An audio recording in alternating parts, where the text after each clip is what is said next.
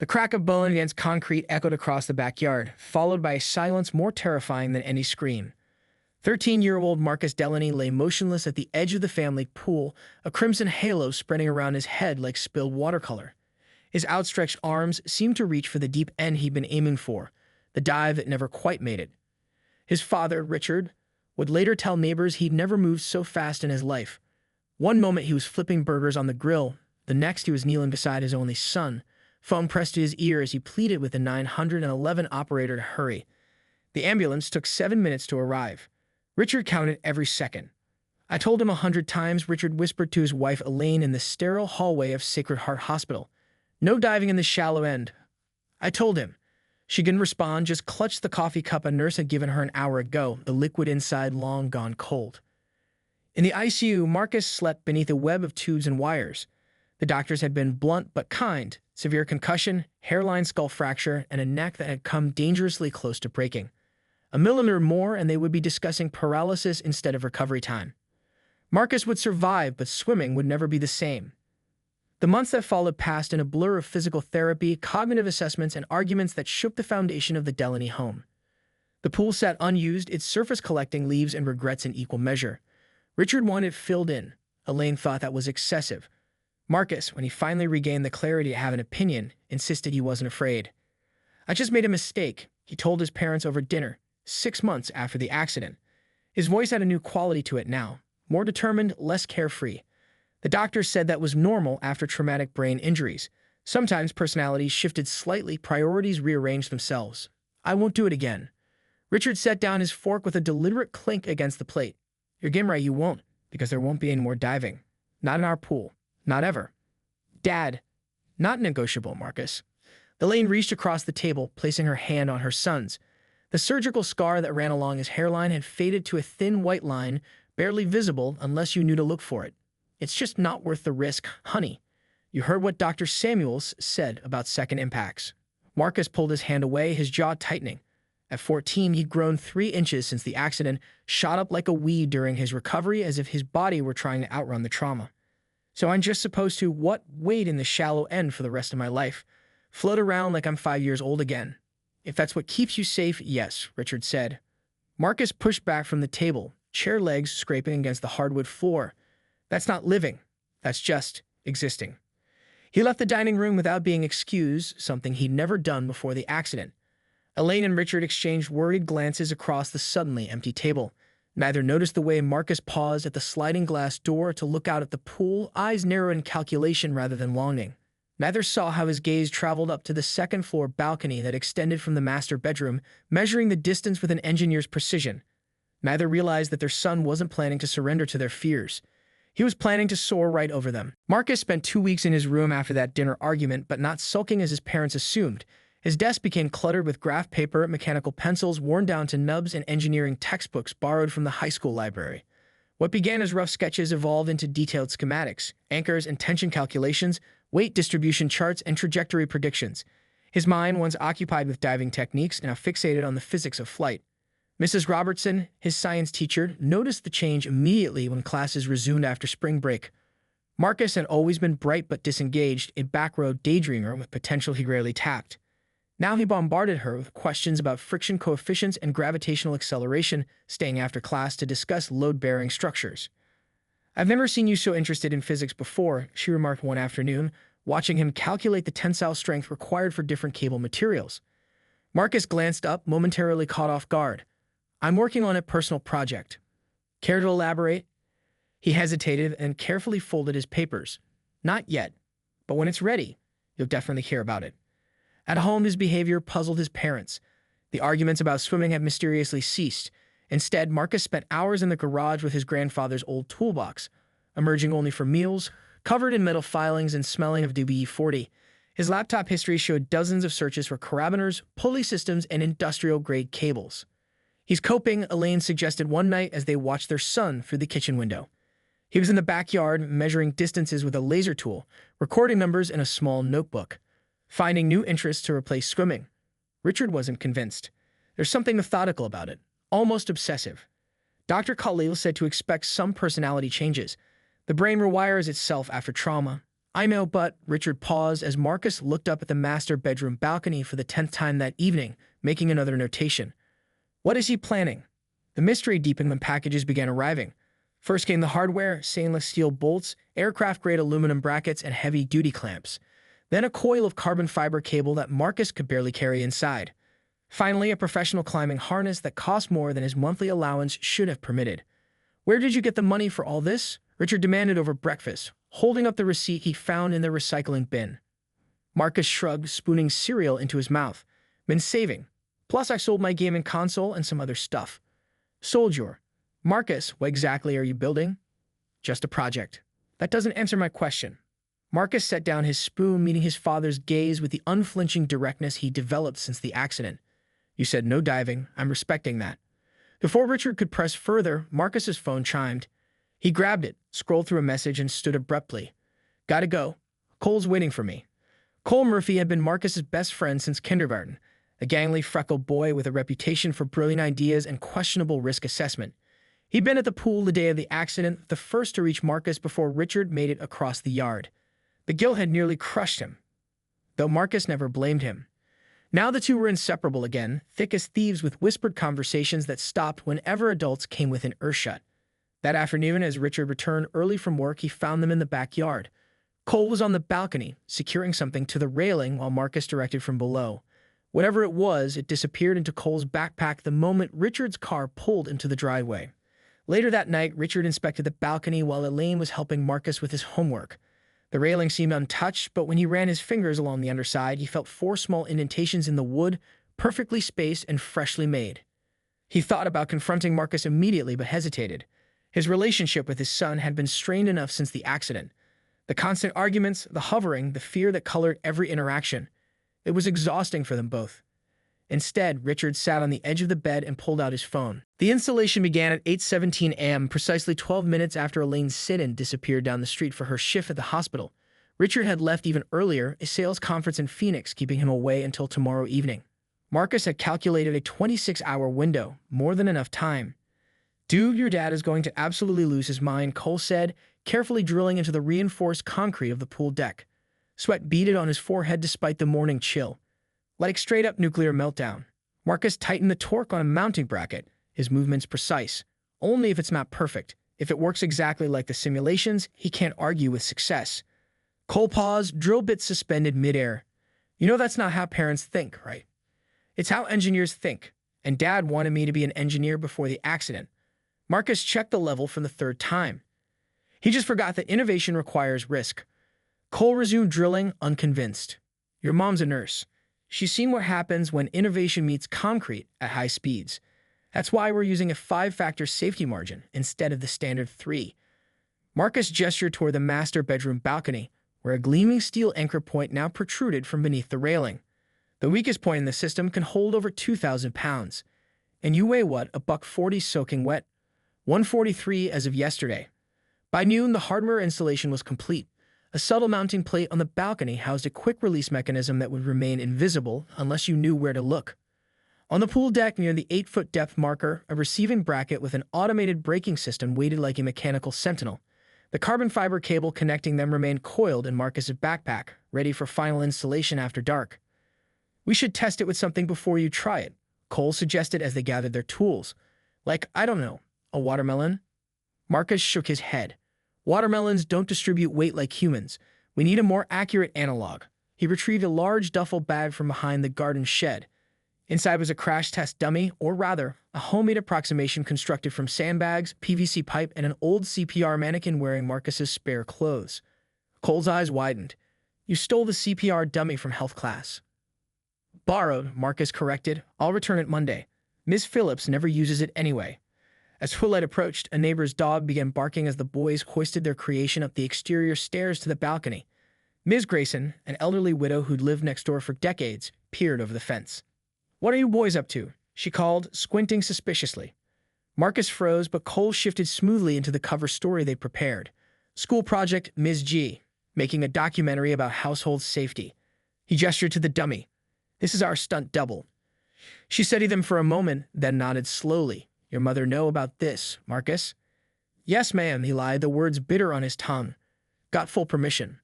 Once Ms. Grayson retreated indoors, Marcus exhaled. That was close. Too close, Cole agreed. Let's finish this before someone else gets nosy. Under cover of darkness, they unspooled the cable, a thin black line cutting through the night air at a precise 22-degree angle. Marcus had calculated every variable. The tension required, the optimal entry angle to the water, the speed he would reach by the time he hit the release point. The math was perfect. It had to be. The first test run with the dummy was a disaster. It spun wildly on its descent, the improvised harness twisting and catching. Instead of gliding gracefully into the deep end, it slammed into the pool's edge with a sickening thud, one sandbag arm tearing loose and landing in Ms. Grayson's rose bushes. That would have been your spine, Colt whispered, face pale in the backyard floodlights. Marcus was already making adjustments, recalibrating the harness design. The weight distribution was off, and we need to add a stabilizer fin to prevent rotation. Marcus, it's just physics, Cole. Trial and error. By 3 a.m., exhaustion clouded their judgment, but the system was finally operational. 3 successful test runs had ended with the dummy sliding smoothly into the water, the automated braking system deploying perfectly each time. They collapsed onto the pool chairs, grimy and satisfied. I still think you should wait until your dad gets back, Cole mumbled, eyes half closed. At least have an adult here. Marcus stared up at the balcony, imagining the moment of release, the perfect arc through space before meeting the water. After almost a year of being treated like something fragile, the thought of flying again made his heart race. Tomorrow morning, he decided, just after Mom leaves for work, you'll film it. Cole groaned but didn't argue. As they packed up their equipment, neither noticed the bedroom light flicking on in Ms. Grayson's house, nor the glow of a phone screen as she scrolled through her contacts, pausing at Elaine Delaney's number. Inside, Marcus carefully hung the test harness in his closet and set his alarm for 7 a.m. For the first time since the accident, he fell asleep instantly, dreaming not of falling, but of flight. Elaine Delaney's phone vibrated against her nightstand at 4:13 a.m. Pulling herself from a fitful sleep, she squinted at the screen. 3 missed calls from Martha Grayson and a text message. Need to talk about Marcus. Urgent. A cold dread settled in her stomach as she slipped out of bed, careful not to wake Marcus down the hall. She returned the call from the kitchen, keeping her voice low. Martha, is everything okay? I don't mean to alarm you, dear, Ms. Grayson began, though her tone suggested otherwise. But your son and that Murphy boy have been up to something in your backyard all day. They were hauling equipment in what looked like, well, I think it was a mannequin dressed in Marcus' clothes. As Ms. Grayson continued describing what she witnessed, Elaine moved to the back windows. In the dim glow of the security lights, she could just make out a thin line stretching from the master bedroom balcony to the pool. Her nurse's brain immediately calculated angles, velocities, and potential injuries. Martha, I need to call you back, she said, already moving toward the stairs. The master bedroom's sliding door to the balcony was unlocked. When Elaine stepped outside, the technical sophistication of what she found left her momentarily speechless. The anchoring system was professional grade, clearly engineered with precision. She recognized components from Richard's old climbing gear, repurposed with an ingenuity that would have made her proud under different circumstances. She reached for her phone again, this time calling Richard despite the hour. He's built a zipline, she said when he answered, her voice tight with barely controlled panic. From our balcony to the pool. The silence on the other end stretched for 3 heartbeats before Richard spoke. How bad? It's not bad, Richard. She struggled to find the words. It's brilliantly constructed, actually, but he's planning to use it. Soon, I think. I'll catch the first flight home, Richard said. Don't confront him yet. Just disable it somehow. Remove the cable. And when he notices, tell him we need to discuss it as a family. Elaine ended the call and stared at the cable gleaming in the moonlight. Disabling her son's creation felt like a betrayal of his intelligence, his determination, the weeks of work he poured into this project. Yet the memory of him lying unconscious beside the pool remained seared into her mind. She couldn't risk it. Not again. She was reaching for the quick-release mechanism when she heard the sliding door open behind her. Mom. Marcus stood in the doorway, hair disheveled from sleep, eyes moving from her face to her hand poised near the anchor point. How did you find out? He asked, voice flat. Ms. Grayson saw you. I should have factored in nosy neighbors. His attempt at humor fell flat in the pre-dawn stillness. Elaine let her hand drop to her side. Your father's coming home early. To tear it down. To talk, Marcus. That's all I'm promising right now. Marcus stepped onto the balcony, movements careful as if approaching a skittish animal. I can show you how it works. All the safety features. The braking system, I don't need to see how it works, Elaine interrupted. I need you to understand why we can't let you do this. Because you're afraid. There was no accusation in his tone, just a simple statement of fact. Yes, she admitted. I am terrified of losing you. Marcus leaned against the railing, looking out over the pool that had been both the site of his greatest joy and worst nightmare. I've watched every extreme sports accident video on YouTube, studied what went wrong, how they could have prevented it. That doesn't make this safe. Nothing is completely safe, Mom. Driving me to school isn't safe, but we calculate acceptable risks every day. This isn't an acceptable risk. It is to me. He turned to face her fully. I did the math, the physics, the structural engineering. Every calculation triple-checked. The system has redundancies you haven't even noticed yet. Elaine felt a familiar pang, the same one she'd experienced watching him take his first steps, ride a bike without training wheels, dive off the high board at the community pool. The eternal parental conflict between protection and freedom. Show me, she said finally. For the next hour, as dawn broke over the neighborhood, Marcus guided his mother through his creation. He explained the tension calculations, demonstrated the emergency release mechanisms, and showed her the testing footage on his phone. His voice grew animated as he detailed the problems they'd encountered and the solutions they'd developed. Elaine recognized the passion in his eyes, the same intensity Richard had when working on his own engineering projects. For the first time since the accident, she saw her son fully present, not haunted by limitations. You did all this in secret because you knew we'd say no, she observed. Marcus nodded. I needed to prove I could do it right before asking permission. And if we still say no? The question hung between them as the morning sun illuminated the zipline, transforming it from a shadowy threat to a feat of adolescent engineering. Then I wait until I'm 18, he answered finally. 4 more years of floating in the shallow end while my life passes by. Elaine's phone buzzed. A text from Richard saying his flight would land at 11:30. She had 3 hours to decide where she stood before her husband arrived, caught between her son's yearning for freedom and her own paralyzing fear. In the distance, she heard the familiar sound of Cole's bike rattling up the driveway, right on schedule. The moment of decision was approaching faster than she was ready for. Cole's expression when he rounded the corner and spotted Elaine on the balcony with Marcus was a masterclass in teenage guilt, wide eyes darting between mother and son, mouth opening and closing without sound, feet shuffling as if calculating the fastest escape route. Morning, Mrs. Delaney, he finally managed. Beautiful day for homework. Cole, Elaine acknowledged with a nod. I think we both know homework isn't on today's agenda. Marcus descended the stairs to meet his friend, whispering furiously as they huddled beside the pool. Elaine watched from above, giving them space while still keeping the zipline in her sight. Their animated conversation drifted up in fragments, Cole urging caution, Marcus insisting this might be their only chance. Elaine's phone chimed with another update from Richard. Flight delayed. Weather in Phoenix. We'll try for standby on next departure. The reprieve gave her time, but for what? To dismantle her son's creation? To allow them one supervised attempt? The nurse in her cataloged potential injuries, fractures, concussions, lacerations, drowning. The mother in her recognized something equally dangerous. The look in Marcus' eyes when he described his project, the first genuine spark she'd seen since the accident. She was still deliberating when Marcus approached, Cole trailing reluctantly behind. I want to show you something, Marcus said, holding out his tablet, the final simulation. On screen, a 3D model of the zipline displayed stress points, weight distribution, and a perfect arc into the deepest part of the pool. Marcus narrated each safety feature with the confidence of a TED Talk presenter. The breakaway harness designed to release instantly upon water contact, the secondary braking system that would engage if descent speed exceeded parameters, the emergency abort mechanism. And this is the comparison data, he continued, swiping to a new screen. Statistical injury rates for competitive diving versus controlled zipline descents. Another swipe. And the medical assessment I had Dr. Khalil complete, unofficially of course. Elaine took the tablet, surprised to see her son's neurologist had indeed reviewed the project. His notes were cautious but not dismissive, acknowledging Marcus' recovery had progressed beyond expectations. You went behind our backs to your doctor too. Marcus had the grace to look sheepish. I needed a medical perspective you'd respect. Someone who wasn't emotionally compromised, Elaine supplied. I was going to say scared for me all the time. The honesty stung, but Elaine couldn't deny its truth. Fear had dictated every interaction with Marcus since the accident. Fear disguised as caution, as reasonable restrictions, as parental authority. I need to make a call, she said, retreating into the house. Dr. Khalil answered on the third ring. Their conversation was brief but illuminating. Yes, he had reviewed Marcus's plans. No, he hadn't encouraged the activity, but medically speaking, Marcus's recovery was complete.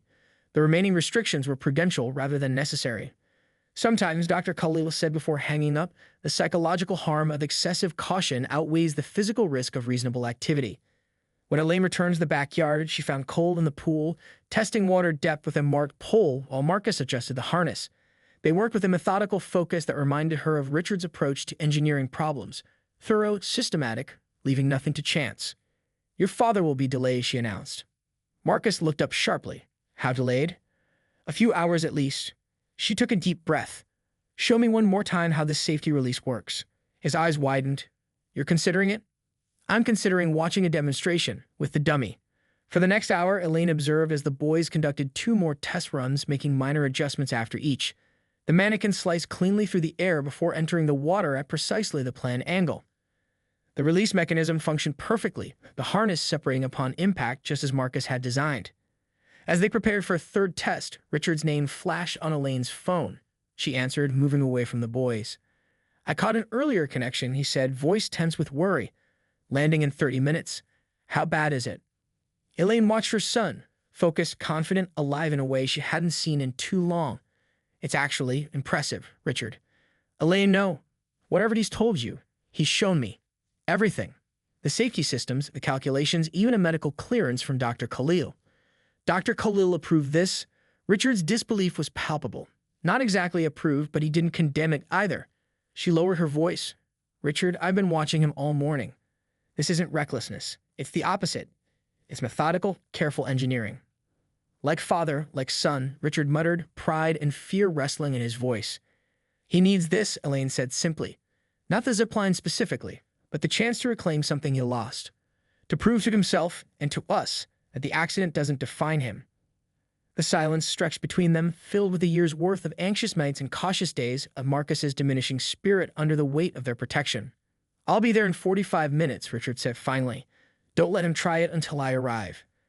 As Elaine ended the call, she turned to find Marcus standing behind her, hope and apprehension battling on his face. "Dad's still going to shut it down, isn't he?" "He's going to see it first," she replied. "That's all I can promise." Marcus nodded, understanding the significance of even this small concession. "I spent nearly a year being careful, Mom, being safe, following every rule. But at some point, I need to be allowed to fall again. You're asking a lot of parents who almost lost you once. I'm asking you to see who I am now, not who I was when I made that mistake." He gestured toward the zipline, silhouetted against the late morning sky. "I built something better than a diving board, something that requires thinking before leaping." In the distance, a car door slammed, Richard arriving sooner than expected. Marcus tensed, eyes darting toward the balcony, clearly calculating whether there was time for one attempt before his father intervened. Elaine recognized the look and made a split-second decision. "Wait for your father, Marcus. If you respect the engineering, respect the process. Make your case. Show him what you've shown me." For a moment, rebellion flashed in his eyes. Then the visible effort, he nodded. "Okay, we'll do it right." As Richard's footsteps approached around the side of the house, Marcus straightened his shoulders and turned to face the final, most formidable obstacle in his path: father's fear.